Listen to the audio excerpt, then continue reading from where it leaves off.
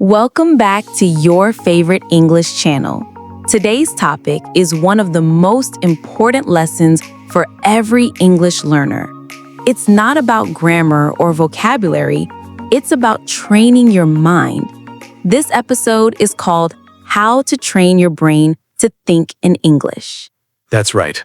And it's a special one for me because, as you know, I wasn't born speaking English.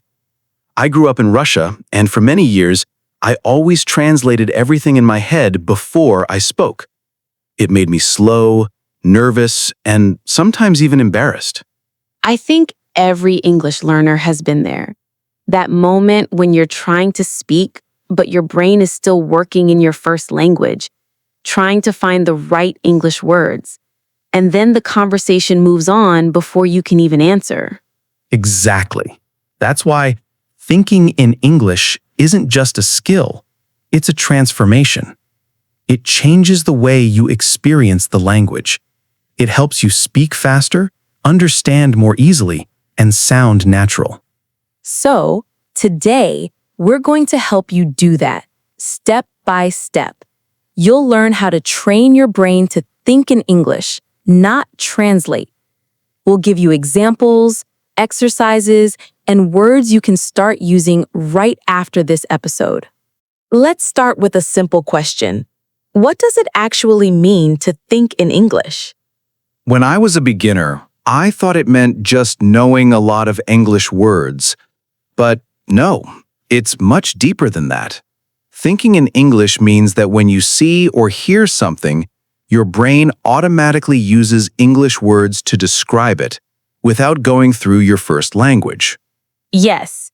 For example, if you see a red car, your brain should go, a red car, not translate from another language into English. The more often you do that, the faster your brain connects images, feelings, and sounds directly to English words. That's how children learn their first language. They don't translate.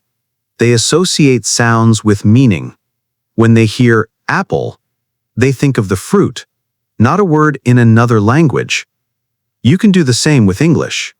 So, rule number 1, stop translating.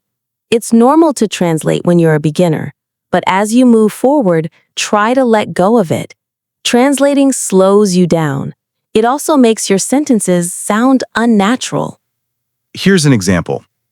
When Russian speakers translate directly, they might say, I very like it. But in English, we say, I really like it. Translation gives you the wrong structure. Thinking directly in English gives you the correct one. Exactly. That's why thinking in English helps your grammar too. Not because you memorize rules, but because your brain gets used to English patterns. So, how can we start training our brains to do this? Step 1. Create your own English environment.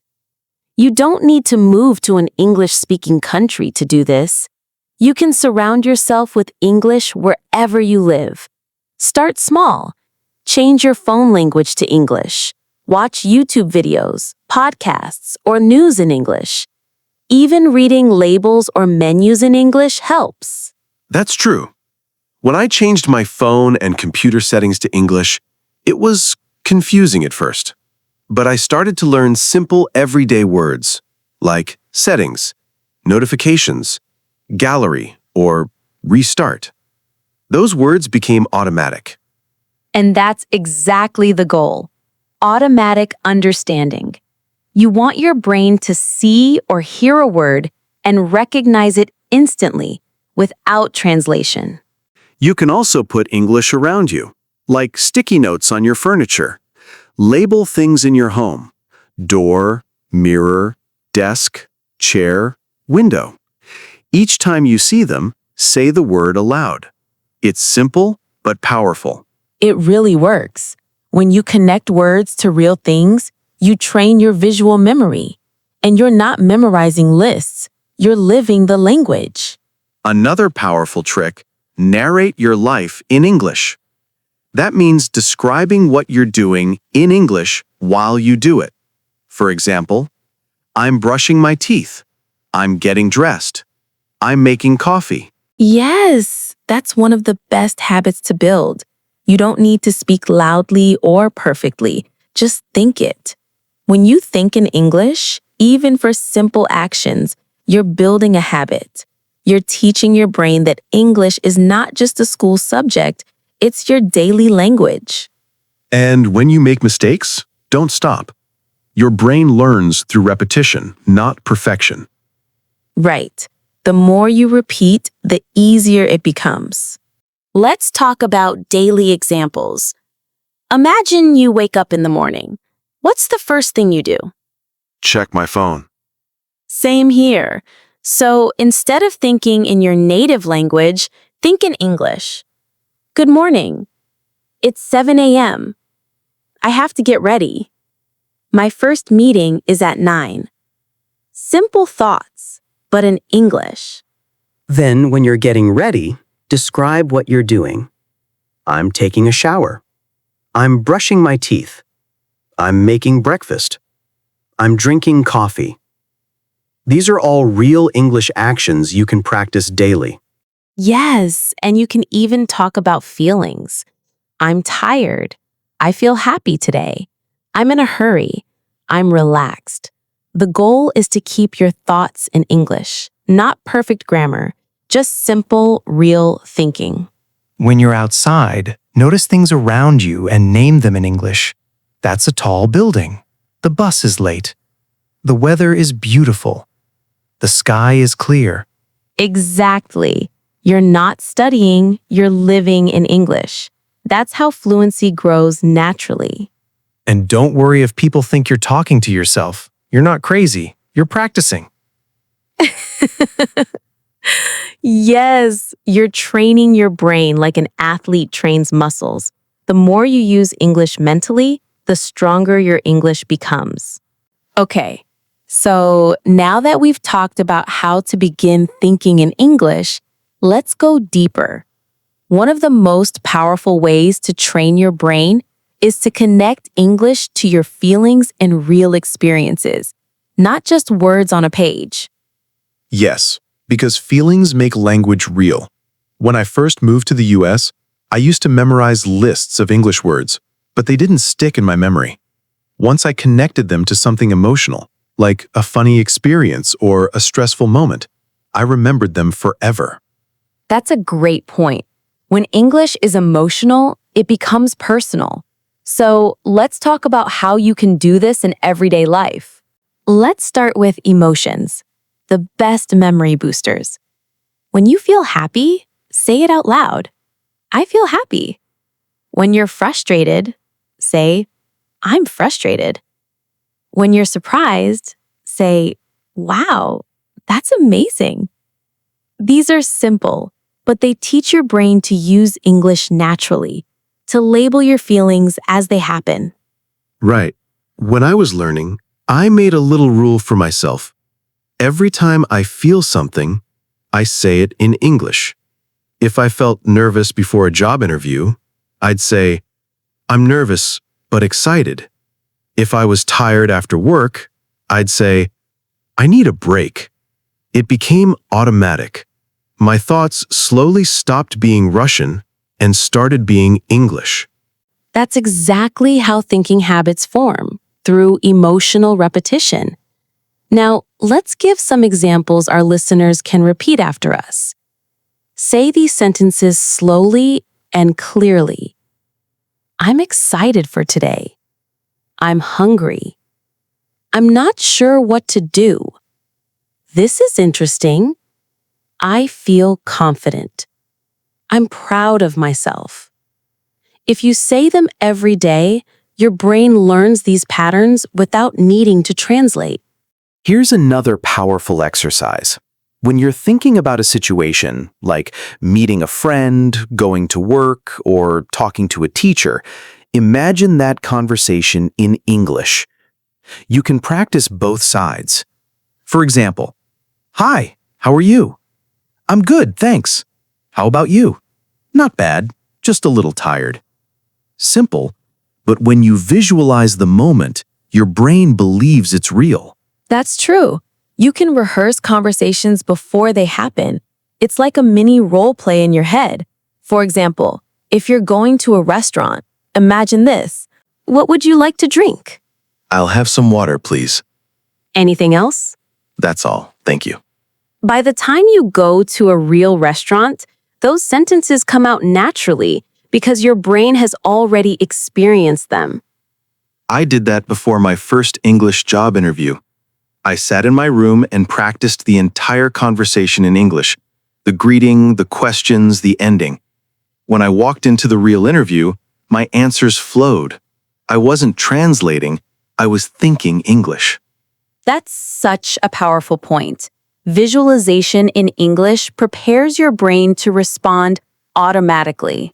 Let's talk about how you can keep English around you all the time, even if you live in a non-English speaking country. Here are some simple habits. Listen to English podcasts when you're cooking or walking. Watch movies or shows in English with subtitles. Follow English-speaking creators on social media. Join online English communities. Yes, and don't forget music. When I first came to the US, I learned a lot from listening to songs. I'd pause, read the lyrics, and try to understand the meaning. For example, a line like, "Don't give up," stayed in my head all day. It became part of how I thought. That's a great trick, using short, catchy English lines as mental anchors. You can even use quotes or mantras like, "I can do it," "Keep going," "One step at a time." Say them out loud every day. You're not just practicing pronunciation, you're programming your brain for English. Let's face it, most of us don't have time to sit down and study all day, but you can still train your brain during your normal routine. For example, when I'm cooking, I think in English. I'm cutting the vegetables. The water is boiling. I need a plate. When I'm commuting, I look around and describe what I see. The man is reading a newspaper. The traffic is heavy. The lights are green. That's such a great way to make English a part of your life. You're not waiting for study time, you're living the language. Here's another daily moment. Before going to bed, you can think in English about your day. For example, today was good. I finished my work. I talked to my friend. I'm tired, but happy. That's a perfect 30-second mental exercise before sleeping. And you can even plan tomorrow in English. Tomorrow I'll go shopping. I need to buy milk. I'll call my parents. These simple sentences build strong connections between thought and language. Now, here's an advanced trick that can really help. Try to catch your thoughts during the day and turn them into English ones. For example, when you're thinking, "I forgot my keys," don't let it happen in your native language. Repeat it in English right away. If you think, "I'm hungry," say it in English. Yes, it's like translating yourself, but only for a second, until it becomes automatic. The goal is to replace your natural thinking language with English step by step. Exactly. And you can even challenge yourself.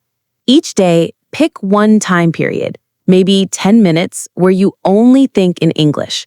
For example, from 8 to 8:10 in the morning, try to do everything, thinking, speaking, even inner voice, in English.